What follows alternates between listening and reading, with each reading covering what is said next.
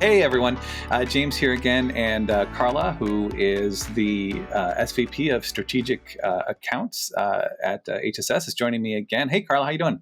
Hi, James. Hi, everyone. So we just wanted to Karla, just chat a little bit about what are some of the trends that are out there. You know, you're working with a lot of the biggest management companies in the industry, some of the largest properties in the industry. What are some of the trends that you're seeing here, kind of, middle of the year, middle of the summer? Well, as it relates to the struggles to find the talent, that seems to be a consistent theme, right? The shortages that we're finding in all markets and higher occupancy continue to be a problem. And also, we've seen overall, on the good side, a little bit of more steadiness as it relates to wages in most markets. You know, within the last 6 months to a year, we had a very rapid change every month. You know, wages continue to go up, but it seems some of that have actually stabilized. Has stabilized, yeah. I mean, can you talk a little bit about how HSS is working with some of its clients to meet some of these staffing shortages? There's been some pretty creative solutions out there, hasn't there? Yes, and depending, of course, on the problem, right? If it, just to give you an example, if it is on the culinary side, we have found that having a program like traveling cooks may be part of a solution, a temporary solution. In the meantime, we allow our local teams to find the culinary staff for a hotel. So that's something that we have put together. That initially we thought it wouldn't really work out because thinking of cooks like flight attendants flying for different locations is not necessarily something that everybody aspires to do. But as we have been doing that, we also have learned that some of these cooks were actually doing jobs that were not necessarily in culinary. You know, for instance, I learned of a cook with like 15 years of experience that was actually driving for Amazon for a long period of time. So again, is just looking at the whole recruiting sources a little bit different.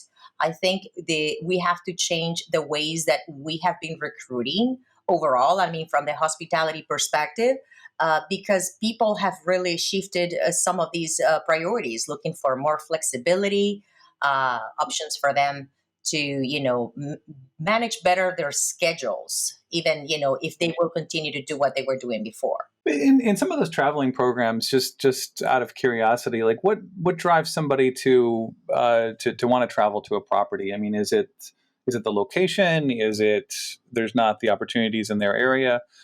What have you kind of found there anecdotally? Well, based on what I've heard, right, with talking to some of these individuals that are a part of our traveling program, they do like the idea that they will experience to work with different people for a shorter period of time. So instead of working, let's say, in a X restaurant locally, they like the idea that they would go remotely for a few weeks and have to work with a different chef or have to do something different from what they're used to.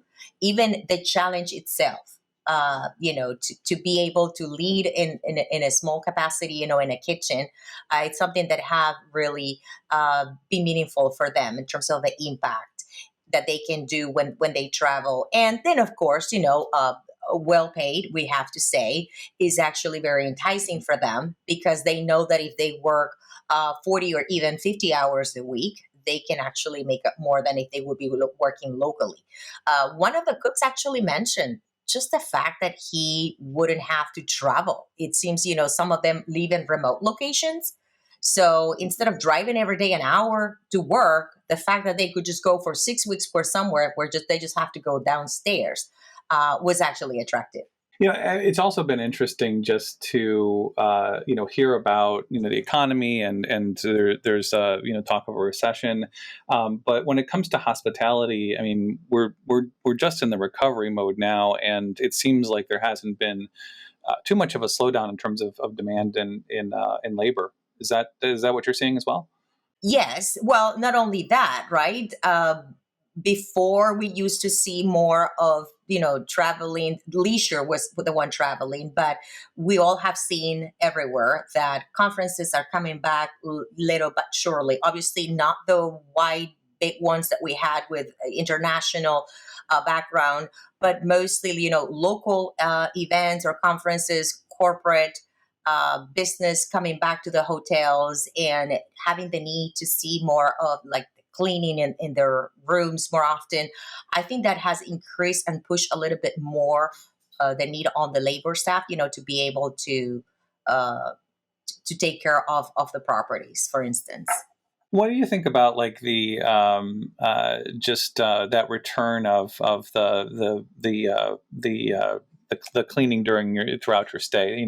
During COVID, that went away. There's been a kind of big question about whether or not it's going to come back. Have you heard any discussion from GMs about that? Well, yeah, it's a little bit difficult because I don't think the hotels. It's not that they don't want to go back to the standard. They actually do. They are concerned about their guest satisfaction scores, about what their corporate guests are saying that what they want, what they would like to see back for the value of what they're paying. But the challenge is truly based on what I see. The fact that it's still very hard to get to that level of staffing that they require to go back to that. So, and to that you have to add the fact that the talent out there that it's available not necessarily may be experienced. So just the learning curve for the new staff members to be able to produce to the level that they need, it's also time consuming. And let's be realistic, James. There's people that if they apply to some positions in hotels and they have never worked before in a hotel, chances are that they may like it or not. So, expecting turnover, it's also part of the mix today that you have to have in consideration when you're trying to get to that level of staff. And that definitely could be challenging and even frustrating to some extent, right? Because you may already have the occupancy levels and you already have the guests asking for these demands that are very, very hard to meet. So, indeed, for general managers, I believe today it is still very challenging. It's a very challenging role to make sure that you can meet that high demand, but at the same time, you have to deal with what the market it's providing to them, in order to be able to facilitate those Yeah.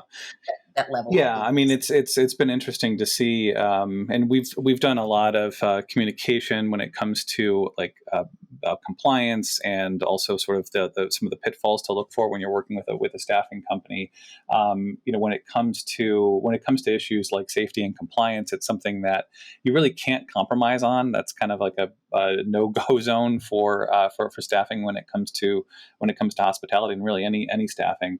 But at the same time, you have this ongoing pressure, like in the labor market. But it's dealing with that higher turnover. It's working in a partnership type of mode, and we've talked about some of the best ways that we work with clients long term. These are clients we've worked with for 10, 15 years. And really, the ways that we work with them hold true today, even though we're in this kind of uncertain waters in this recovery period. But those standards and those practices, really do remain true today. It's that partnership mode, and maybe you could talk a little bit about how we do work with properties. What some of the best practices are.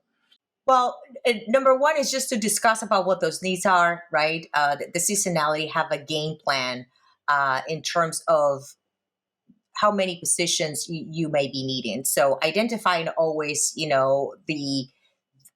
the needs and having a game plan as early as possible is going to be definitely recommended. And then on the other hand is also providing some feedback about what it's working, what it's not working in certain markets. Again, going back to every market is completely different, but in some of them you may have more talent available, right, with the same skill set than others. So it's just trying to understand better the dynamics that we have in working with them with plans on retention it's crucial at this point for them. So, and on a positive note, something that you have seen a lot is just the overall spirit and hospitality from hotels in celebrating again with their teams. So, for instance, if you are in LinkedIn, you see how a lot of clients, management companies, hotels, they're all have this culture of providing kudos to their teams for going the extra mile and trying to create that environment.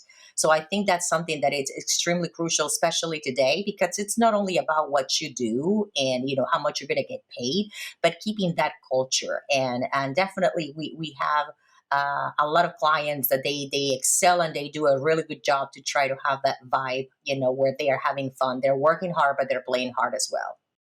Karla, thanks again for joining us, for just doing a little bit of a check-in. Always good to have you here on the podcast. And thanks everyone for watching. We'll see you soon.